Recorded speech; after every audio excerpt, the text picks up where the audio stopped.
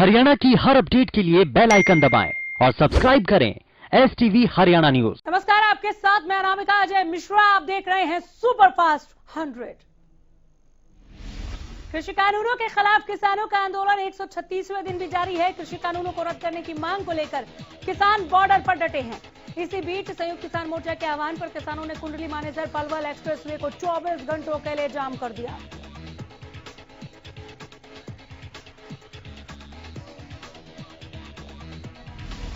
जाम के मद्देनजर पुलिस प्रशासन ने सुरक्षा बढ़ा दी है। KMP पर सुरक्षा व्यवस्था के लिए 20 कंपनी लगाई गई है।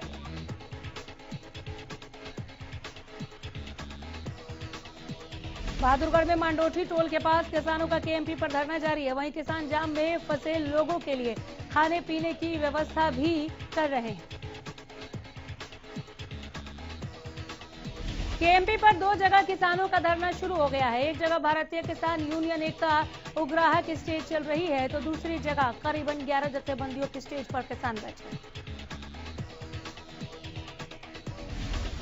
बहादुरगढ़ में KMP पर भी किसानों ने धरना लगाया हुआ है। भारतीय किसान यूनियन एकता के प्रधान जोगेंद्र उग्राहा भी किसानों के साथ धरने पर बैठे। जोगेंद्र ने कहा कि किसानों का आंदोलन लंबा चलेगा, पूरी तरह से शांतिपूर्ण तरीके से होगा। उन्होंने संसद के घेराव का जिक्र करते हुए कहा कि संसद मार्च के दौरान 26 जनवरी जैसे हालात नहीं बनेंगे और जो भी किसान आंदोलन को उग्र करने की कोशिश करेगा उन्हें आंदोलन से दूर रखा जाएगा। किसानों के KMP को 24 घंटे के लिए जाम कर दिया गया है। किसानों ने जाम लगाया, कह रहे हैं कि हम शांतिपूर्वक बैठे रहेंगे, जरूरी सेवाओं को यहां से जाने दिया जाएगा। किसानों का कहना है कि इन काले कानूनों को वापस कराने के लिए सरकार से अनुरोध कर रहे हैं। जल्द से जल्द इन कानूनों को वापस ले ताकि किसान अपने घर लौट सके। मेवात में किसान मोर्चा के सैकड़ों किसानों ने KMP रोड को जाम कर सरकार के खिलाफ जमकर नारेबाजी की। इस दौरान कानूनों को वापस लेने और MSP पर लिखित गारंटी की मांग की। इस मौके पर पुलिस ने किसानों को KMP रोड को जाम करने से रोकने की कोशिश की। इस दौरान काफी देर तक पुलिस और किसानों में बहस चलती रही। वहीं किसानों के हंगामे के बाद पुलिस ने किसानों को गिरफ्तार कर लिया। इस दौरान पुलिस बस में भी किसानों ने जमकर नारेबाजी की, हंगामा किया। फसलों की कटाई के सीजन को देखते हुए पलवल के किसानों ने KMP को 24 घंटे के लिए बंद न करने का फैसला लिया है। किसान समिति ने कहा कि वे इस बार धरना स्थल पर एकत्रित होकर प्रतिदिन की तरह कृषि कानूनों का विरोध करेंगे। संयुक्त किसान मोर्चा के आह्वान को देखते हुए पुलिस प्रशासन भी अपनी पूरी तैयारियों के साथ अलर्ट है। किसान नेताओं का कहना है कि यह समय फसलों की कटाई का समय है और किसान अपनी खेतों में फसलों की कटाई करने में लगे हुए हैं। जिसे देखते हुए किसानों द्वारा यह अपील कर दी गई थी कि उनके द्वारा पलवल जिले में KMP एक्सप्रेसवे को जाम नहीं किया जाए। संयुक्त किसान मोर्चा के आह्वान पर किसानों ने सोनीपत के KMP पर मौजूद टोल नाके पर स्टेज और ट्रैक्टर लगाकर पूरी तरह से जाम कर दिया है। सरकेदादरी की नई सब्जी मंडी में शेड की छत न लगने से नाराज दुकानदारों ने मंडी में प्रदर्शन करते हुए सरकार और प्रशासन के खिलाफ जमकर नारेबाजी की। दुकानदारों ने प्रशासन को चेतावनी देते हुए कहा कि 1 हफ्ते के अंदर छत नहीं लगी तो वे आंदोलन करने पर मजबूर होंगे।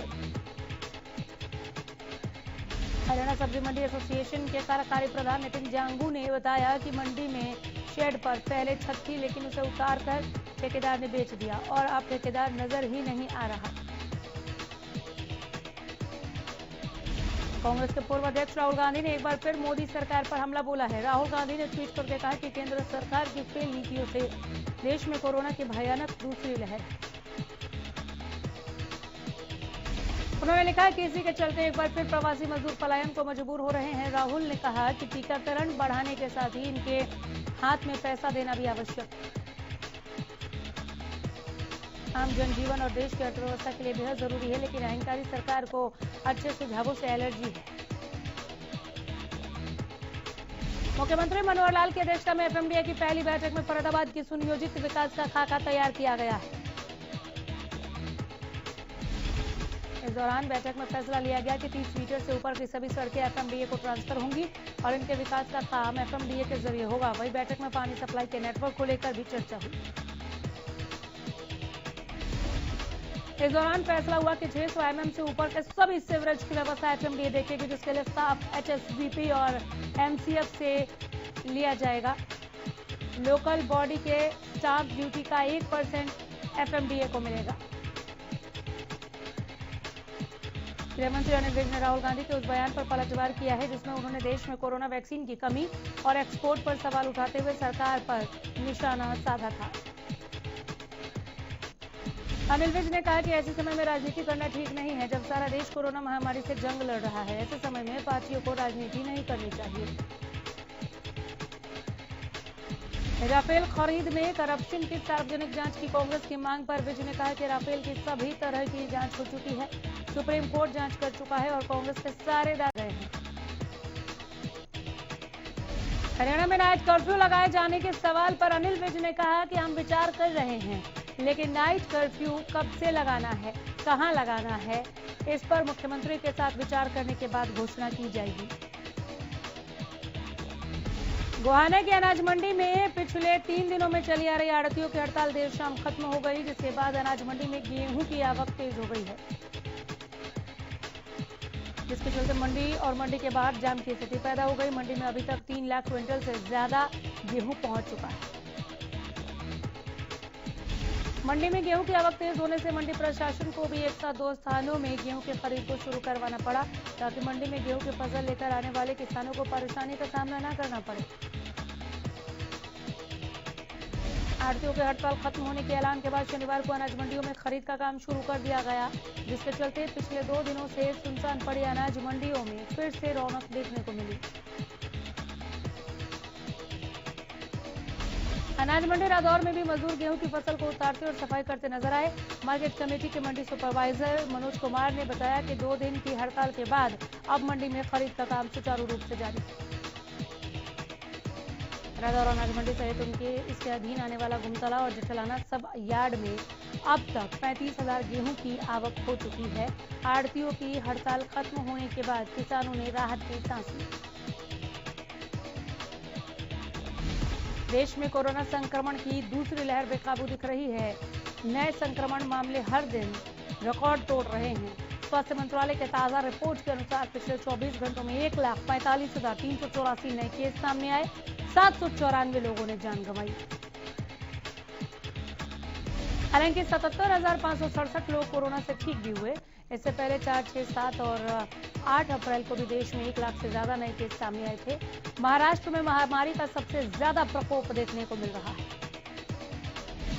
एक दिन में कोरोना के 58,993 नए मामले सामने आए। 301 मरीजों की मौत हो गई है। दिल्ली में भी कोरोना रोज नया रिकॉर्ड बना रहा है। बीते 24 घंटे में दिल्ली में 8521 नए कोरोना मामले सामने आए।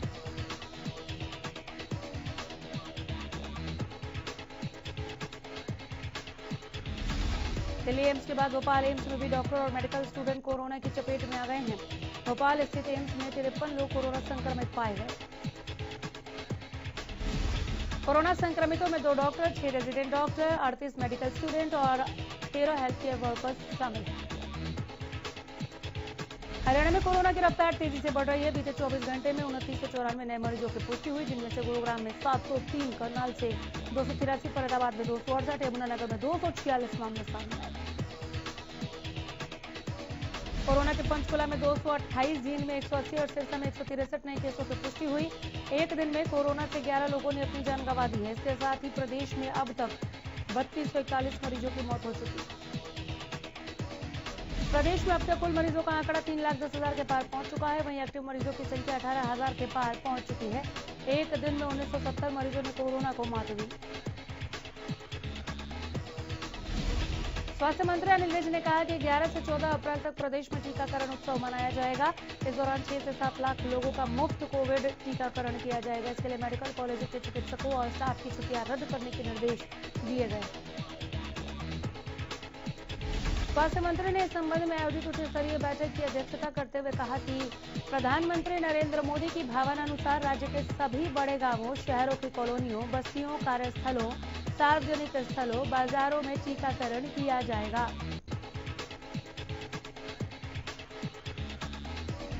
इसके लिए रास्तों, बस अड्डों, रेलवे स्टेशनों, अस्पतालों और दूसरे स्थानों पर पोस्टर और बैनर की सहायता से लोगों को टीकाकरण के साथ साथ कोविड जांच के लिए जागरूक किया जाएगा।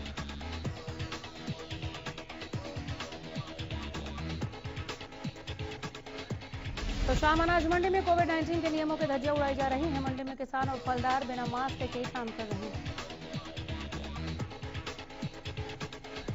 किसानों ने मंडी कर्मचारियों पर मास्क, सैनिटाइजर उपलब्ध न कराने का आरोप लगाया। मार्केट कमेटी के सेक्रेटरी अमरजीत ने कहा कि हम सब सुविधाएं किसानों को दे रहे हैं। अगर मंडी में बिना मास्क के कोई काम करता है तो उनके चालान किए जाएंगे।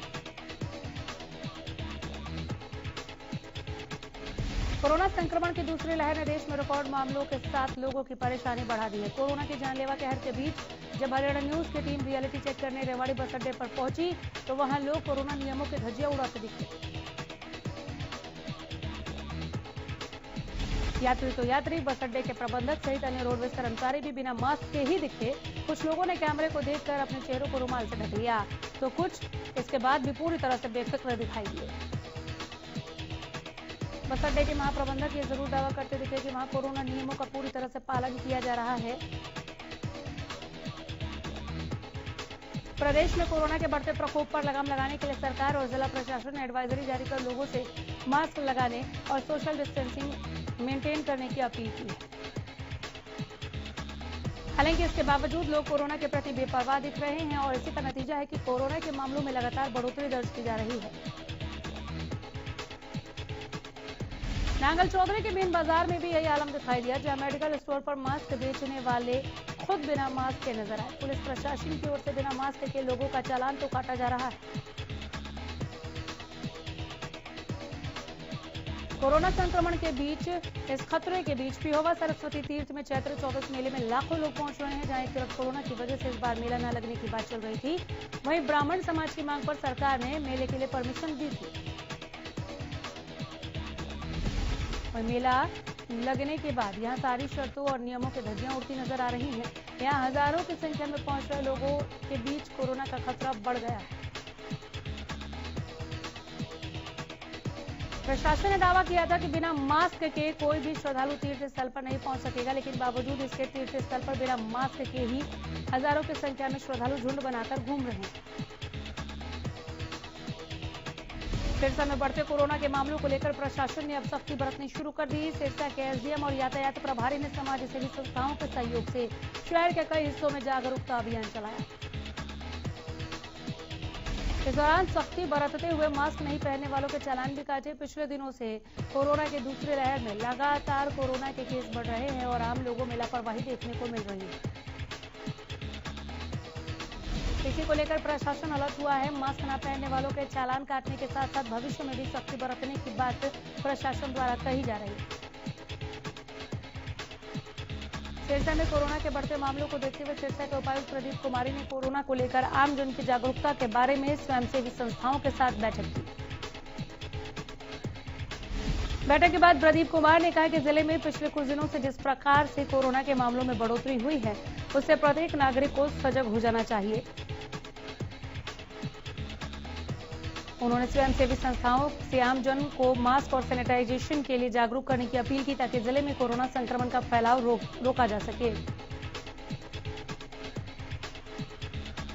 गैर कानूनी तरीके से कमाए गए धन और संपत्ति को लेकर पुलिस ने बड़ा फैसला लिया। पुलिस ने ऐसे अपराधियों पर नकेल कसने के लिए अब एनफोर्समेंट डायरेक्टरेट की मदद लेने का फैसला लिया। इसकी जानकारी देते हुए प्रदेश के पुलिस प्रमुख मनोज यादव ने कहा कि इस तरह से कमाई गई संपत्ति को देखकर युवाओं का मोह अपराधों के प्रति बढ़ रहा है। यही वजह है कि शहरों के बाद गांवों में भी अपराधियों के समूह बनने लगे हैं। पुलिस प्रमुख ने कहा कि इसका मकसद युवाओं के गलत धारणा को खत्म करना है। यादव ने यह भी बताया कि अपराधियों को जड़ से खत्म करने के लिए पुलिस विशेष अभियान चला रही है, जिसके तहत पुलिस ने ऐसे अपराधियों की धरपकड़ की है जो अवैध हथियारों के कारोबार में शामिल थे। उजाना नगर पालिका की बड़ी लापरवाही का खुलासा हुआ। यहां नगर पालिका विभाग की पुरानी बिल्डिंग के पास बनी कई दुकानें खस्ता हाल हैं। दुकानों की हालत यह है कि यहां कभी भी कोई बड़ा हादसा हो सकता है। दुकानों की छत जर्जर हो चुकी है, बावजूद इसके मरम्मत की तरफ कोई ध्यान नहीं देता। दुकानदारों का कहना है कि उन्होंने विभाग को कई बार इसकी शिकायत की, लेकिन उनकी कहीं कोई सुनवाई नहीं है, कोई गंभीरता से शिकायत लेता ही नहीं। दुकानदारों की मांग है कि वो दुकानों का किराया लगातार अदा कर रहे हैं। ऐसे में जिम्मेदारी विभाग की भी बनती है कि वो दुकानों की मरम्मत करवाए। पूरे मामले पर प्रशासन के अधिकारियों ने जल्द ध्यान देने का आश्वासन दिया। फतेहाबाद के नागरिक अस्पताल में डिलीवरी के दौरान गर्भ में बच्चे की मौत का मामला सामने आया। महिला के परिजनों ने इसे लेकर अस्पताल में देर रात हंगामा किया और अस्पताल प्रबंधन पर लापरवाही के आरोप लगाए। हंस कॉलोनी निवासी धर्मेंद्र ने बताया कि उनकी पत्नी सपना की डिलीवरी होनी थी और वो 9 अप्रैल के दिन अस्पताल में लेकर आए। दिन के वक्त अस्पताल प्रबंधन ने महिला का चेकअप करने के बाद कहा कि डिलीवरी नॉर्मल हो जाएगी, लेकिन शाम को बताया गया कि उसके बच्चे की धड़कन नहीं है।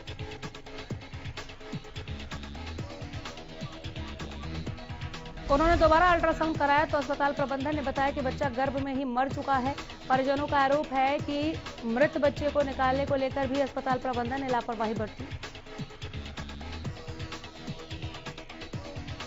फतेहाबाद की धर्मशाला रोड पर एक व्यक्ति पर लोहे की रॉड से हमले का मामला सामने आया है। घायल शख्स को फतेहाबाद के नागरिक अस्पताल में भर्ती करवाया गया है। हमले की सूचना पाकर घायल के परिवार के लोग मौके पर पहुंचे और कार्रवाई की मांग की। दरअसल घायल के भतीजे ने बताया कि उसका चाचा सोने के गहनों की कारीगरी का काम करता है। उसने बताया कि देर रात वो अपनी दुकान पर सोने की कारीगरी कर रहा था। उसी समय आरोपी युवक अपने हाथ में एक लोहे की रॉड लेकर आए और उसके चाचा के सिर पर वार शुरू कर दिया। हमले के बाद आरोपी युवक मौके से फरार हो गए। कोरोना की मार झेल रहे नागपुर के वाड़ी इलाके में वेल ट्रीट कोविड अस्पताल की आईसीयू में आग लग गई। आग लगने से वहां पर अफरा तफरी मच गई। मरीजों को दूसरे अस्पताल में शिफ्ट कराया गया। घटना में झुलसने से 3 लोगों की मौत हो गई। हादसे पर प्रधानमंत्री नरेंद्र मोदी ने दुख व्यक्त किया है। देश में बढ़ते कोरोना केस के बीच अब राष्ट्रीय स्वयंसेवक संघ के प्रमुख मोहन भागवत भी कोरोना वायरस की चपेट में आ गए हैं। मोहन भागवत को भी कोरोना हो गया है।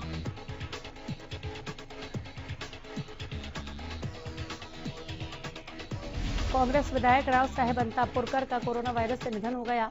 55 वर्षीय अंतापुरकर नांदेड़ का कोविड इलाज चल रहा था, लेकिन कल रात उनका निधन हो गया। कोरोना के बढ़ते कहर के बीच वाराणसी में विश्व प्रसिद्ध धार्मिक स्थल काशी विश्वनाथ मंदिर में गर्भगृह में प्रवेश पर रोक लगा लिया गया। सुबह 6 बजे से रात 9 बजे तक केवल झांकी के दर्शन हो पाएंगे। मंगला आरती में शामिल होने पर भी रोक लगा दी गई है।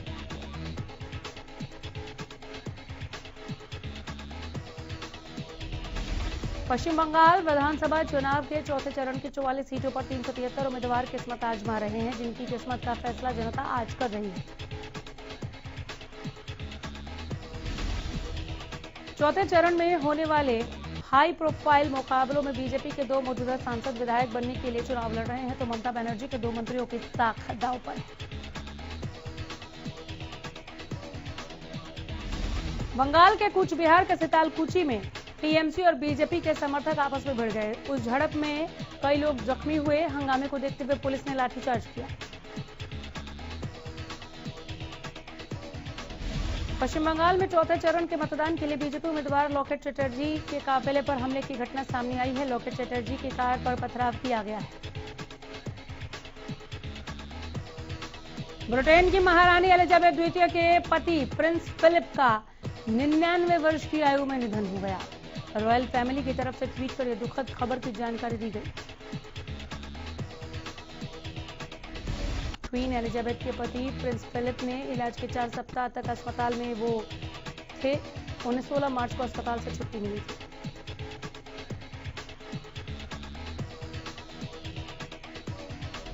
अमेरिकी नौसेना ने ऐलान किया कि उसने भारत के विशेष आर्थिक क्षेत्र में बिना किसी पूर्व अनुमति के अभ्यास किया है। अमेरिका ने इसके लिए समुद्र में आवाजाही की स्वतंत्रता के नियम की दलील दी है।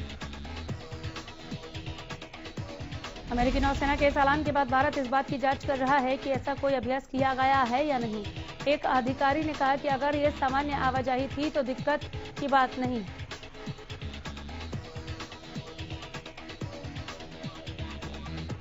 इंडियन प्रीमियर लीग के 14 सीजन के दूसरे मुकाबले में दिल्ली कैपिटल्स के सामने चेन्नई सुपर किंग्स की टीम होगी। युवा कप्तान ऋषभ पंत की टीम का सामना उनके ही गुरु महेंद्र सिंह धोनी की टीम के साथ होगा।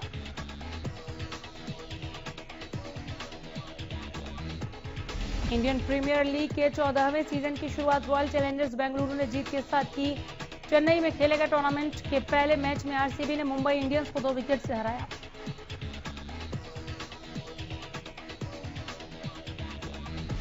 आरसीबी ने 160 रन के लक्ष्य को 20वें ओवर की आखिरी गेंद पर हासिल किया। बेंगलोर की तरफ से एबी डिविलियर्स ने 27 गेंदों में 48 रन बनाए।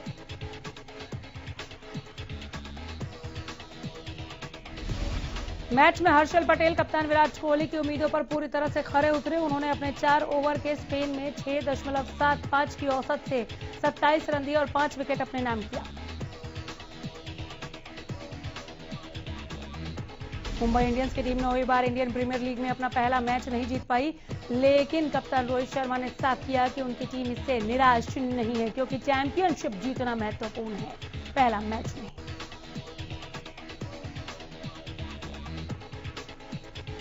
देश में कोरोना वायरस संक्रमण के मामलों में तेजी से इजाफा हो रहा है। इस बीच कंगना रनौत की अपकमिंग फिल्म थालाईवी के मेकर्स ने फिल्म को पोस्टपोन करने का फैसला कर लिया है। मेकर्स ने कोविड के बढ़ते हुए मामलों को ध्यान में रखते हुए फिल्म की रिलीज डेट टालने का फैसला कर लिया है। यह फिल्म सिनेमाघरों में रिलीज होनी थी। एकता कपूर का डिजिटल चैनल ऑल्ट बालाजी पर आने वाली नई सीरीज हिज स्टोरी स्ट्रीमिंग से पहले ही विवादों के घेरे में आ गई। पोस्टर के रिलीज होने के बाद 2015 में आई फिल्म लव के 8 डायरेक्टर और फिल्म मार्केटिंग स्ट्रेटेजिस्ट जहान बख्शी ने इस पर साहित्यिक चोरी का इल्जाम लगा दिया। मुन्ना भाई MBBS fame actor Arshad Warsi ने कोरोना की वैक्सीन लगवाई और अपनी तस्वीर इंस्टाग्राम पर शेयर की है और फोटो शेयर कर लिखा, वैक्सीन लगवाओ, इम्यूनिटी बढ़वाओ। TV popular show Shakti Astitva के एहसास की में विवियन की जगह सिदेन खान को फाइनल कर लिया गया है। सिदेन खान 11 साल बाद वापसी करने जा रहे हैं।